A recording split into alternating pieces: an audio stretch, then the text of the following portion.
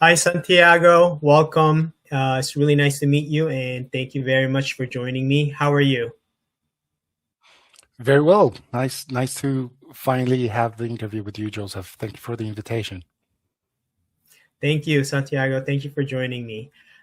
Before we dive in, can you tell me a bit about yourself, how you discovered carnivore?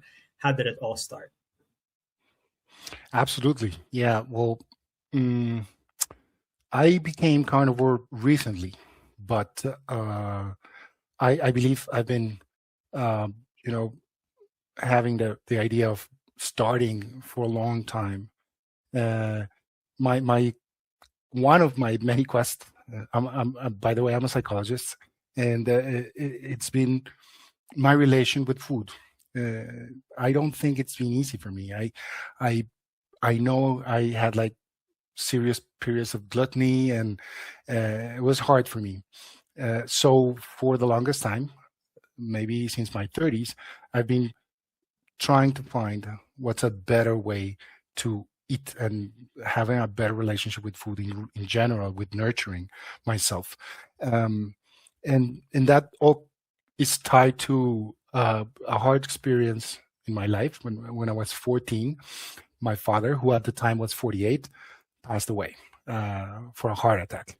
And he was overweight and he was pre-diabetic, and he, you know, uh, tried many different diets and many different methods and whatnot. But he was also like a big eater, and he had a sweet tooth like I have. Uh, so that was always in the back of my mind. And finally, about 6 months ago, I got to a very, very horrible point in my life. I was more than overweight. I was obese. I was 120 kilograms myself, which is way above where I should be, maybe 40 to 45 kilograms above what a healthy weight should be. So I stopped. I said, okay, that's it, no more. I already know that a carnivore diet, it's very healthy. It works. And thank God I'm a fan of meat.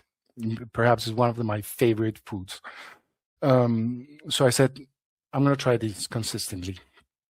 And so I did. In fact, just to start, to start my new way of feeding myself, I started with a fast. Uh, I did a 5-day fast. It was absolutely horrible, but it was nice to gain the sense of control, that I was able to really just feel my body, feel the urgencies, feel the the highs and the lows of this short period of fasting. And after that, I broke my fast with this wonderful meat stew that I prepare for myself. Of course, if you're a strict carnivore, that meat stew had a little bit of onions and whatnot. Was not 100%, but it was just meat and some onions and whatnot. And I can, my mouth is watering. I remember that feeling of pleasure, just breaking my fast with pure, unadulterated beef from that stew. And I did a bunch of it. So for a couple of days, I was eating just stew. And on top of that, I started doing one meal a day, trying to make sure it was dense enough to meet my caloric needs. And that was the start. I was start. That's how I became a carnivore, and I have been ever since. That's pretty cool. So you've been carnivore recently. How long would you say you did your research doing this carnivore before actually attempting it? Did it took you like months or weeks? I, I it would be fair to say that I didn't do it like in one sitting, like let's research this. But throughout my life, the first thing I remember hearing was watching this documentary about the perfect human diet, I think it's called. And there were some carnivores that a doctor, whatnot, that appear in in the documentary was, is this for real? What about other vitamins? What about, like the full macros and whatnot? I didn't know much about nutrition then, just like the basic stuff. And but it stayed in the back of my mind. And then came the keto rave in the 90s, like, everybody, or in the early 2000s. And I was able to make the connection. Of course, a dense protein diet is healthier for you. Protein and fat is what we're made of. It made sense. And so I started reading a little bit more. I started following some bloggers, reading some papers about it. And the other thing that I remember was that back in my 30s, one time, only once, I've been to a nutritionist. She was actually a doctor. Those that are in charge of metabolism, that they're focused on your metabolism. I don't remember the specialty right now. So I went to her and I said I was a little bit overweight, and she recommended me a heavy protein and fat diet and no carbs, no sugars. And I did that for about 60 days, and it was wonderful for me. I lost the weight. I felt like never before, but I was 36. I'm 52 now. So little by little, it all came together. And I clearly remember many stories about people who had, let's say, more problematic issues with their health, like the Dr. Jordan Peterson or some others, that they have autoimmune problems, or they have skin problems, or they have like really deep health issues. And once they started doing carnivore, they all went away. I was like, there's got to be something here. And so I got pretty confident about it. That's how I came to it.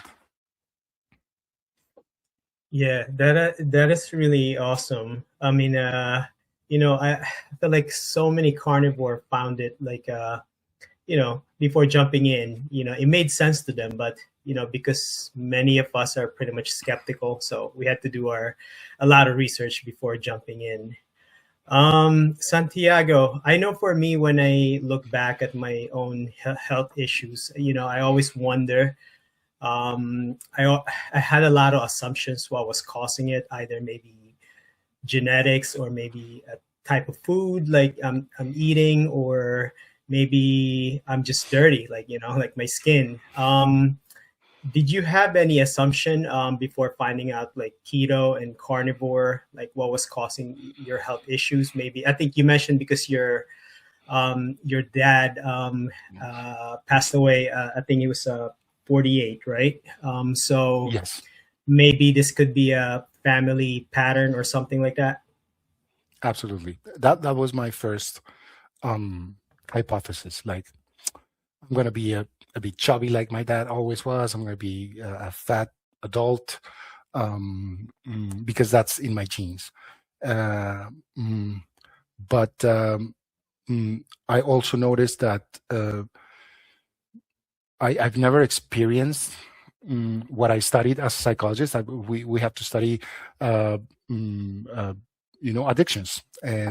and yes, of course, you study, you see patients and everything, but the moment I realized that my pattern of behavior towards sugar, sweet, and processed carbohydrates was identical to some of the things that I studied about addiction, I went like, oh my God, okay, I might be just have an addictive personality, and it's showing through these foods, and it was pretty evident. Fortunately, I didn't have big health issues. I was overweight, and now I understand that many things that I had during a fair period of my life, like maybe for the last 10 years, were related to that. And I'm talking about things like muscle pains, like injuries in my knees or my hip that came out of nowhere, uh, trouble sleeping, like periods of insomnia, like for months, and I didn't know what it was. Maybe it's stress. Maybe it's little by little. I started to notice that these health issues.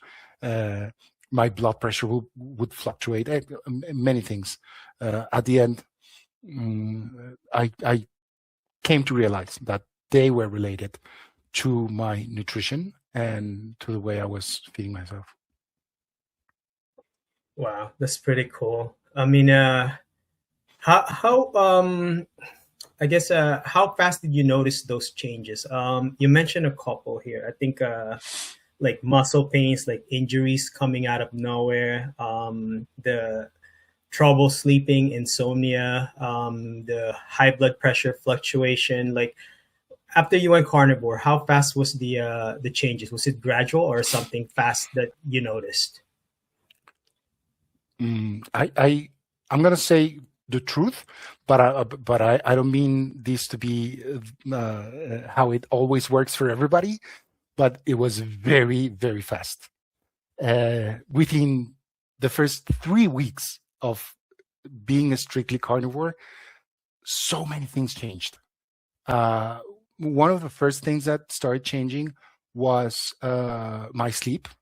It got better and better and better. Clearly, I was not bloated. Clearly, I was a little more satiated, and that changed immediately. All of a sudden, maybe a month and a half in, and one day I woke up and said, I haven't had an Advil in months. Like, where's my neck pain? What happened to that? Right?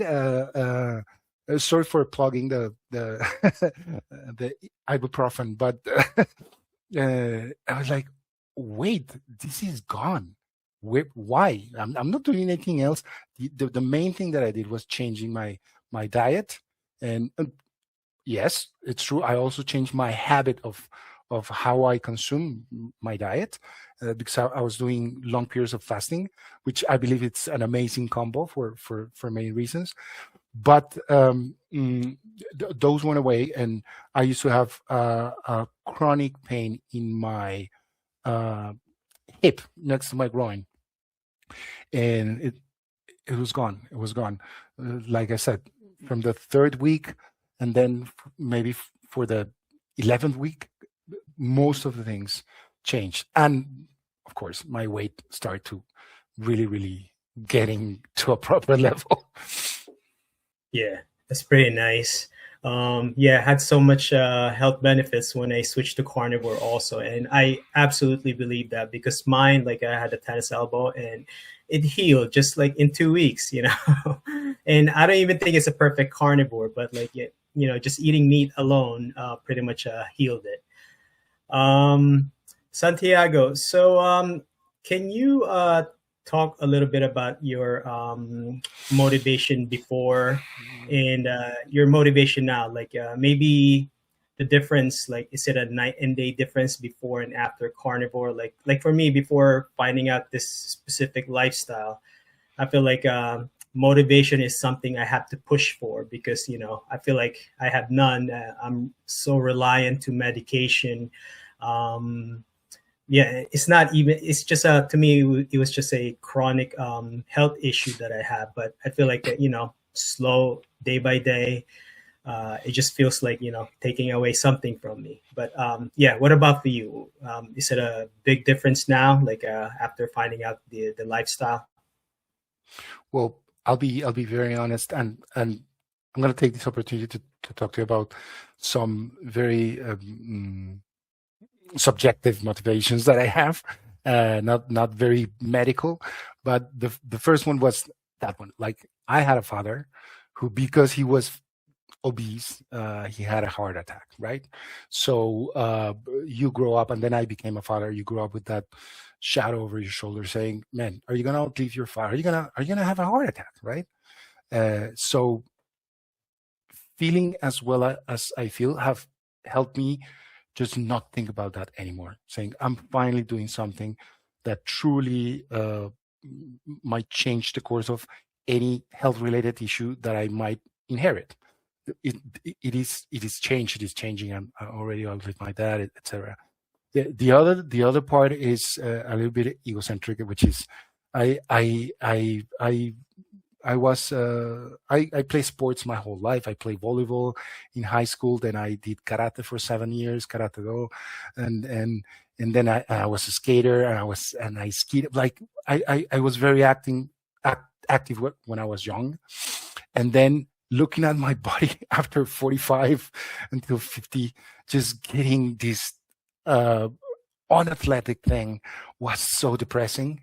And now being active is so much easier, and I feel and I look to myself in a very different way. Before I would look and have felt shame, and now I know that's a bit shallow, but you wouldn't believe how much how important that has been as a motivation.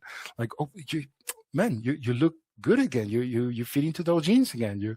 And you can become active again way easier, not panting all the time or just feeling your knees, or so those have been very, very important motivations for my journey. And maybe a third one, and we might get to that, is that it's been easier for me because this combo of 1 meal a day and meat. So let's say I wake up, I have some coffee, I work, I have water, sometimes I have some electrolytes, whatnot. And of course, at 4:30, 5 p.m., I'm starving. And anything that it's related to meat is just delicious for me. So I don't get tired as easy as one might think, that every day eating eggs and meat and chicken and tuna fish and whatever carnivore plate you decide on. It is repetitive. It is limited, of course. It's not infinite, but that the fact that it's always at a moment when I'm really craving food in general makes it easier, makes it much more easy. I couldn't believe it. In fact, today I still feel a little bit amazed at my past self. I say, like, why didn't you do this before? It was not that hard. And at some points in my life, I tried to go keto, or I tried to just do more protein, and I cheated myself. I started to eat other things, but this time a little bit of how to say, voluntad, a little bit of will, willpower, and just having steaks or roasted chicken in my air fryer. It was just easy to do. Yeah, I like your motivation, and also the third one being the easiest. I find that a lot similarities with a lot of carnivore. The much more simpler approach, to just like being healthy in your life.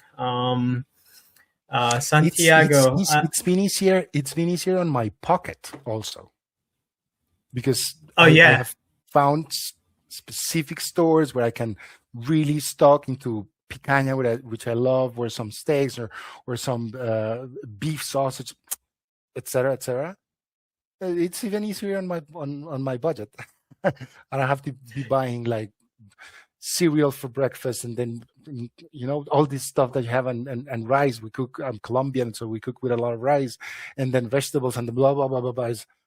It's actually a little bit easier in your pocket too. Yeah, I wholeheartedly agree with that. I think before finding out carnivore, I thought it was going to be expensive, and then I was completely wrong about that. I think you mentioned OMAD, and with the fasting, this different types of approach to it. I think because before carnivore, you're always hungry, or maybe like you would eat like 3 to 4 meals per day, and then compared to like carnivore, maybe like one or two.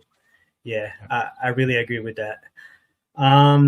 Santiago, I guess I just wanted to ask you about your practice since you are a psychologist.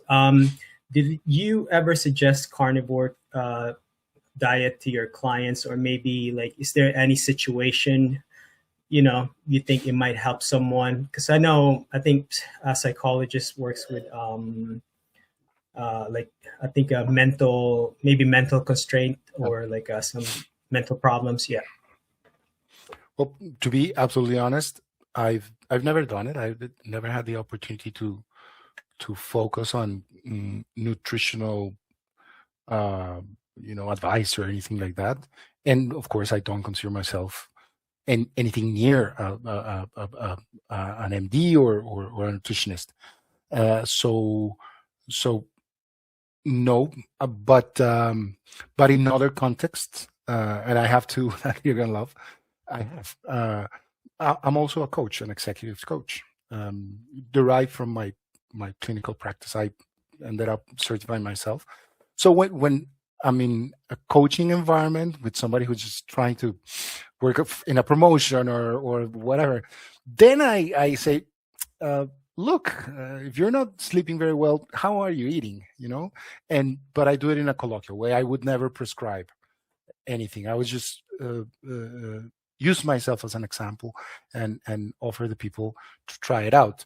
In the other hand, who I really have pushed and I have an amazing experience or story about it is my mom, which is family.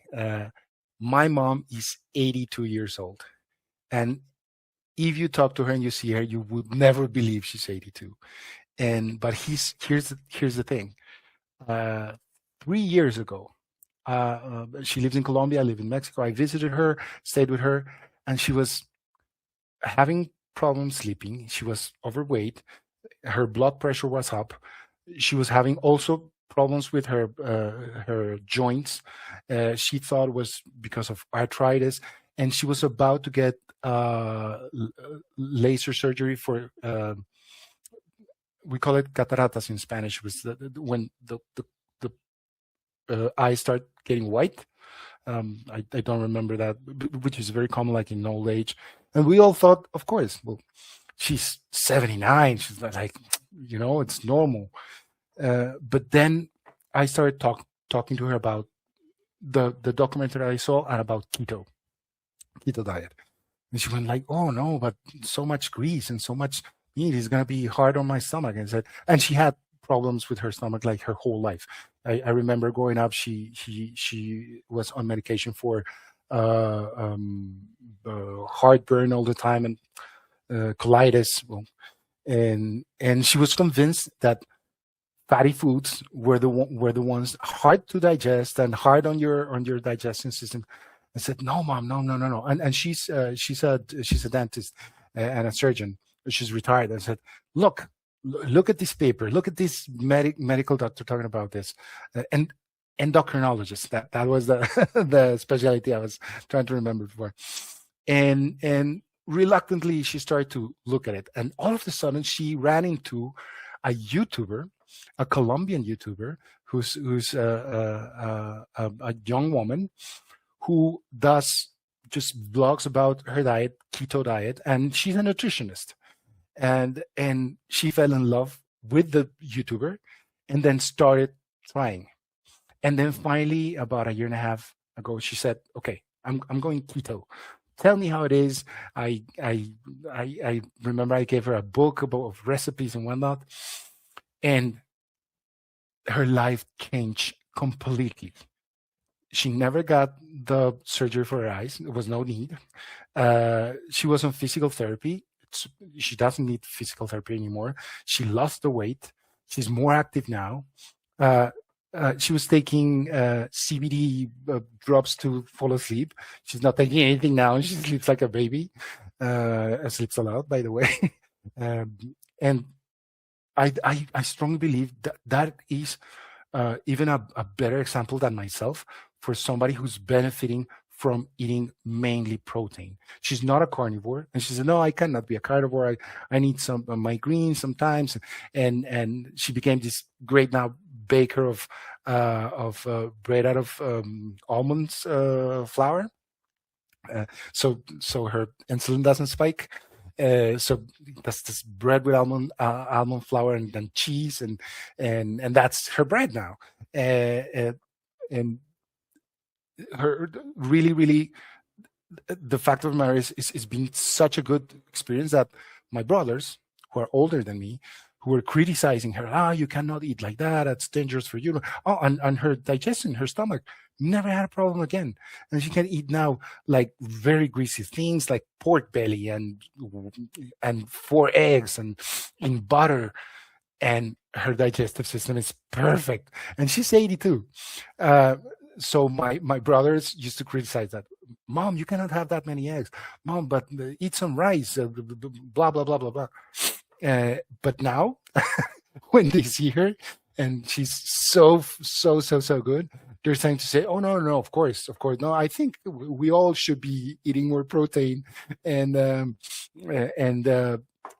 not gonna lie, I don't want to talk about them, but we are all on the thick side. We all, minus one of my brothers who's very lean and he rides bicycle all the time, but in general we were all obese. And so my mother started changing, I started changing, and I think we're finally motivating my family. So no patients, but definitely my family and one or two clients of my coaching practice. Wow, that's a really awesome story with your mom. I'm glad she's doing, she's thriving now, like doing the keto. Wow. Santiago, so looking back at the start of your carnivore journey, Yeah. Were there any mistakes you made, like doing carnivore, or maybe like how did you learn from them? Yeah, well, I don't know, I'm lenient with myself. I'm not that strict carnivore, so sometimes I'll eat some vegetables, for example, or I will prepare my stew with some tomato paste, for example, which has some, we all know it has some sugars, whatnot, and that allowed me to make what would you call dietary mistakes without being too harsh on yourself, and trying to keep focus on what I need to do is have dense, regular, high amounts of protein and animal products. So maybe one of the mistakes should be at the beginning that other side. Sometimes I was so strict that I was like controlling the salt, controlling the condiments, or it's not going to work, and it gets you anxious. Sometimes it mixes with your cravings and whatnot. So I stopped, and I looked for. Before I was always looking into like nutritional information. Now I started looking for recipes, which is a little bit more fun. I found this. I love this channel. I remember that, but it's a young woman who does amazing recipes, 100% carnivore, and she eats raw butter. And I'm not that hardcore, but I found, for example, I discovered allulose. So when I mix heavy cream with cream cheese and allulose, I have a cheesecake, and it's a carnivore cheesecake in a sense. Or she mixes protein powder with butter and makes chocolates.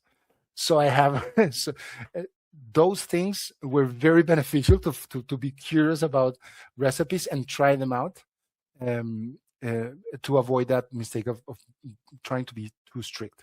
The other thing is, I have 2 kids and my partner, and of course we go out to eat, and we sometimes they want to have pizza, they want to have whatever, right? But like I'm not imposing. They're helped me a lot. They always consider my diet whenever we're together. But a bit of flexibility will take you a long way. For example, I told you I live in Mexico City, so you can find tacos every 100 meters in your life, right? And the majority of tacos are a base of protein and tortilla and condiments. Easy as that. We'll just take the tortilla out of the equation, and you have a pretty decent street food carnivore option everywhere in this city, and it's delicious and it's amazing, and it's pork and it's beef and it's anything you can imagine. So yeah, flexibility will take you a long way, and consistency.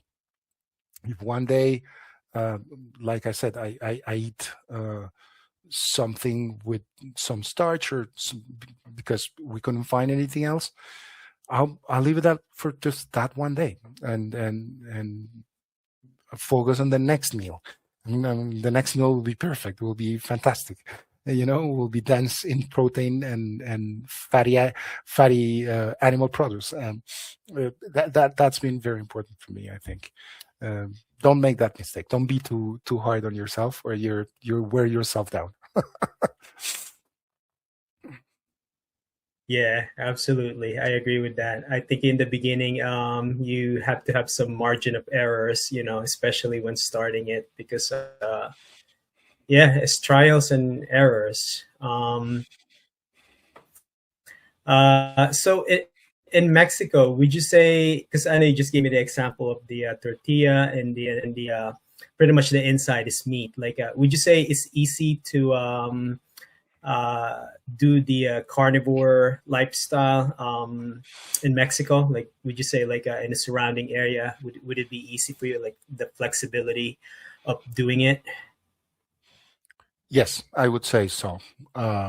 Like I said before, anybody who knows about tacos, they know that the main ingredient in a taco, in most of tacos, is some sort of protein.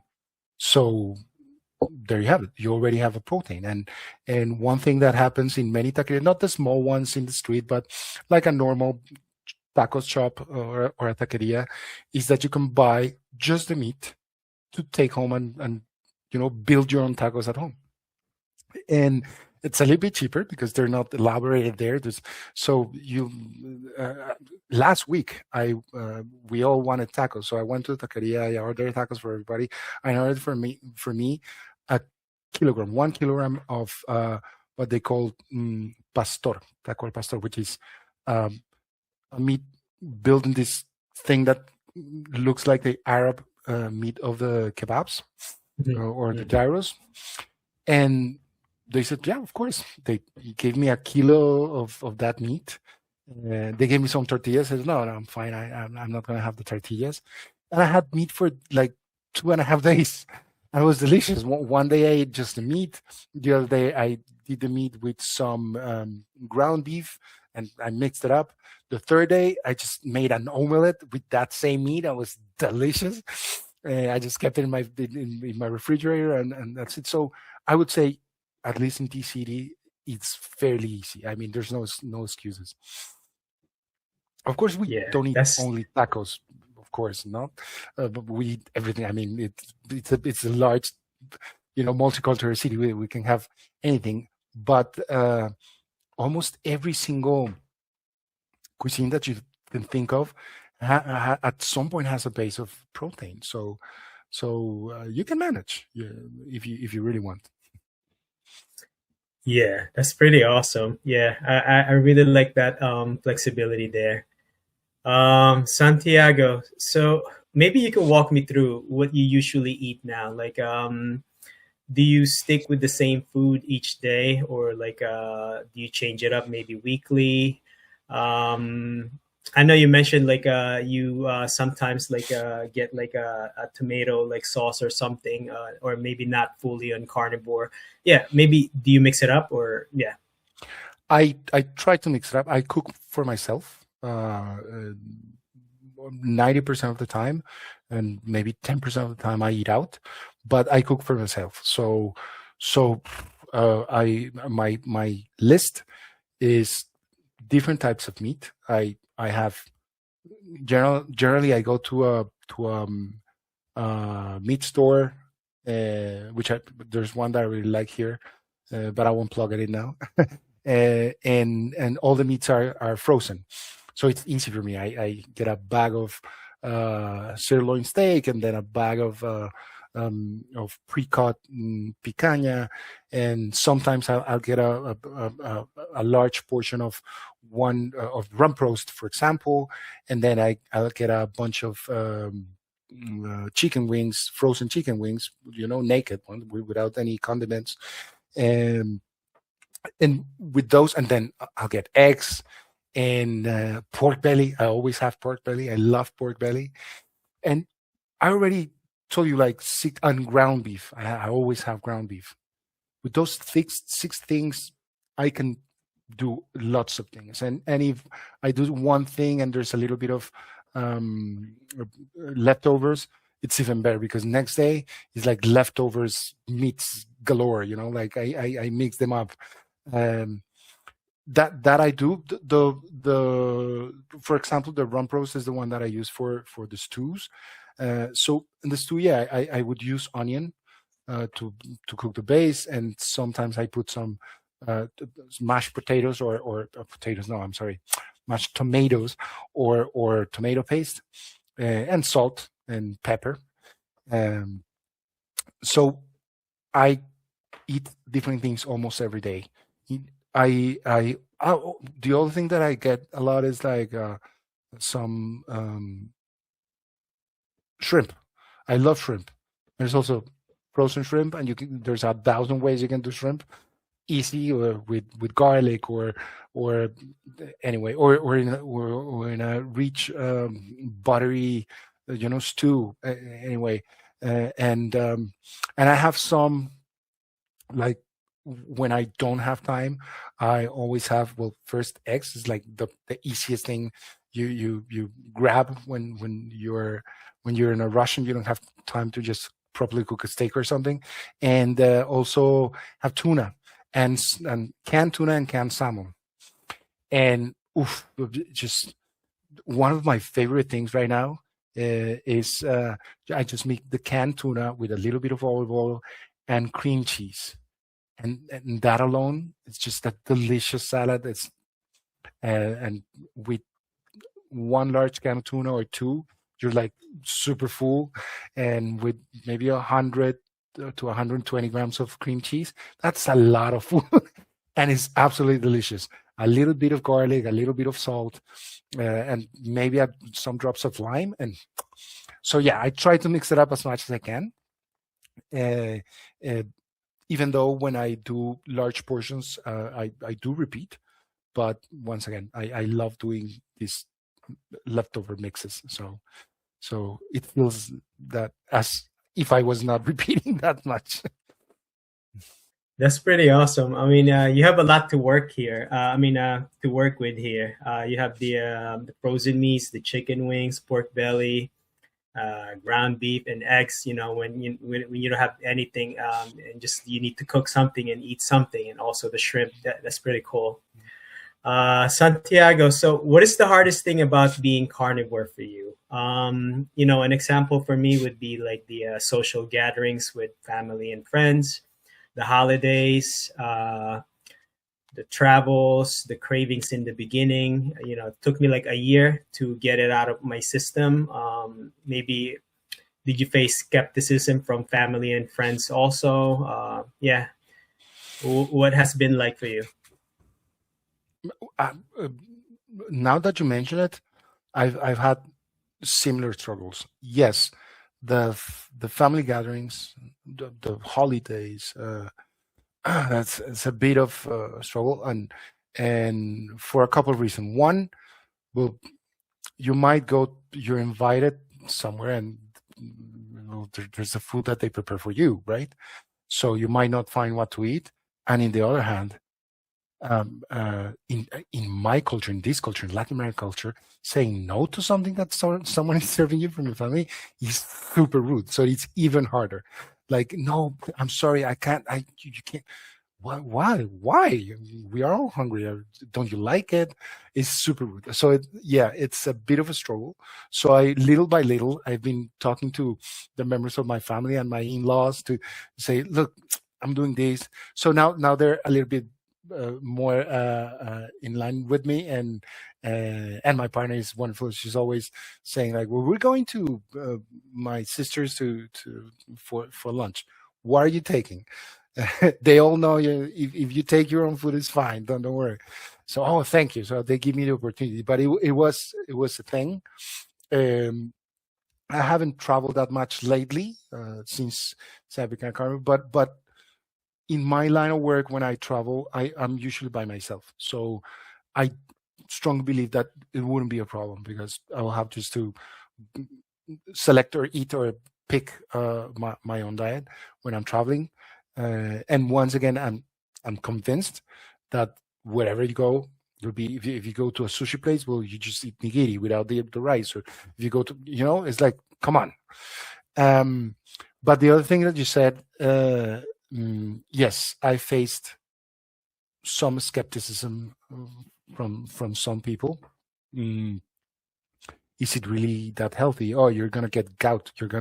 Your triglycerides are gonna blow through the roof. Have you done any blood work lately? Because you're eating a lot of. Are you gonna eat all that pork belly? Like, yes, I'm gonna eat all that pork belly. I do it in my air fryer. It's delicious. And yeah, people still have this notion about how you get high unhealthy markers in your blood work, in your of triglycerides and cholesterol and etc. Fortunately, nobody's too pushy with me. I'm a grown man. I'm like, they will tell me, but I live by my own life. It's not that hard. And when I can, it gives me the opportunity to show them the opposite. No. We have a misconception, and it's been a medical misconception for years. I told them the story, and it becomes like a conversational moment or a topic, and your cholesterol will rise up because you're eating starch and you're eating carbohydrates and sugars, not because you're eating fat. If you're eating fat, your good cholesterol will outspec, etc., etc. That conversation that I believe we all carnivores have had at some point, but yeah, definitely there are people that even get scared. Like, wait. Imagine coming my family. My dad died of a heart attack, and for many years he couldn't eat eggs because of cholesterol. He couldn't eat, etc., etc., etc. And now I'm saying, oh, this morning I had 5 eggs. It was like, what? Well, are you kidding? Are you crazy? That's very dangerous. No, it's not dangerous. Believe me. So yeah, a little bit of skepticism has been difficult. Yeah, I can imagine with your family, and also you giving the example about your dad, and then yeah, probably everyone's gonna pretty much question this, what you're doing with your diet. I think for me, like, it still triggers me, like, with the skepticism, like with the people around me. I think when someone, like you mentioned, like you're gonna get gout from that. It's like, but it's not really their fault because it's a misconception, like you mentioned. It's not something that it's something that has to be discussed, like a process of like understanding it, because we've been lied to for so long. Yes. Yeah. Santiago, if you had to describe the impact of carnivore in your life, what one word would you describe it, and tell me why? Well, I like to use this word actually because I do talk about this in my channel and in some talks that I work on, which is transformation. It's transformational. It's transformational. There's another word that I used to like a lot, but now I understand that it has to do with more things, which was control. But it is transformational. What I told you, noticing that no, I don't have to be fighting all the time against my cravings, which was a big thing that I felt. I don't have to be scared anymore of dying because I'm finally eating right. I'm not guessing. I'm not, counting. No, that is my weight is just coming off without me killing myself in the gym or doing strange diets or and my overall feeling is better. Those are like really transformations. And you're a young man, but I'm 52, so I've been like in my middle age is over. My middle age crisis is over. I'm done. So noticing that at this stage of my life is even more mind blowing. Like, oh, I can still have the power to control myself, the power to model my body, and to actually not being dependent on medication, doctors, daily pills for blood pressure, all these external things, to feel well and to feel in control. It's a true transformation of my life. So yeah, transformational is what I would choose. That's amazing. Yeah, I love that transformational. Santiago, so knowing what you know now about carnivore, the nutrition, and the lifestyle itself, if you can give an advice to someone, maybe they're just starting, or maybe they have a chronic issue, and they see how much success you had. They see that you're in good shape, but they're very skeptical, right? And they think they're going to get a heart attack or a health issue if they pursue this road. What would you tell them now?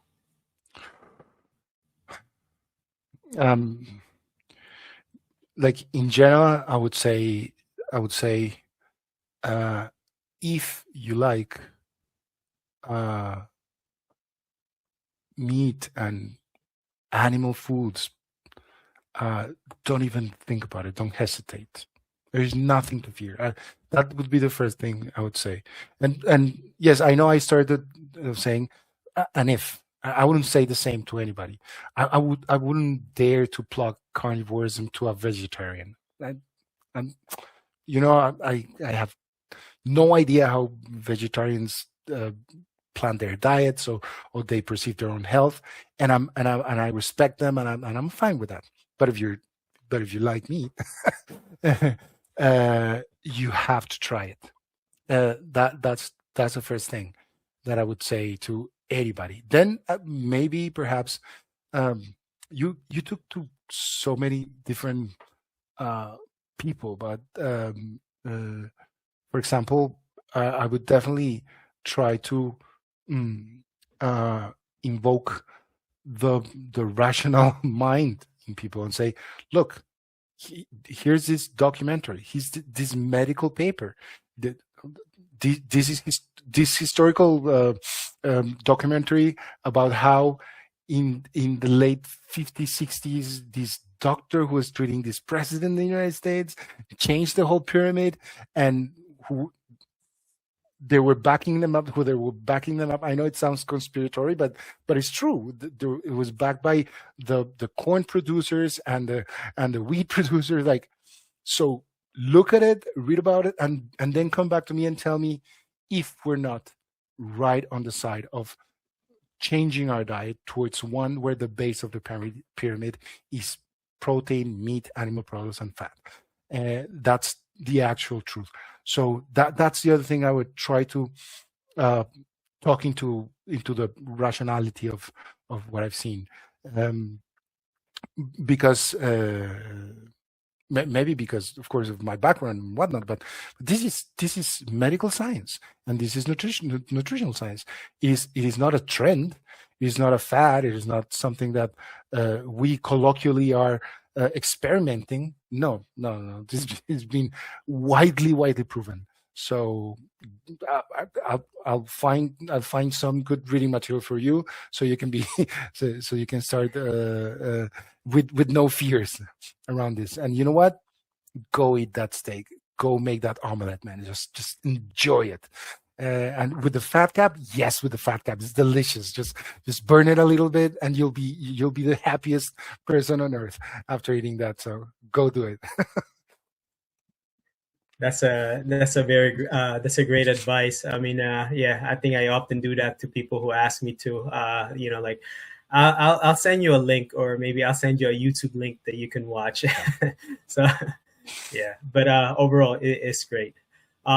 Santiago, my last question to you is your future perspective. Like, how do you see carnivore in the next 5 to 10 years? Do you see carnivore going into the future, maybe in a positive light or in a bad light, meaning maybe the meat prices are going to go skyrocket. Maybe we'll see some censorship in the media, false information about the carnivore. At the same time, the positive thing would be more people want to learn about it, like globally. More people want to learn about the healing, specific cases, specific health issue. What are your thoughts? This is my honest opinion, and once again, I'm no expert neither in nutrition or economy. But one, I think the trend has not yet peaked. It's growing. Content creators like you or many others are helping these,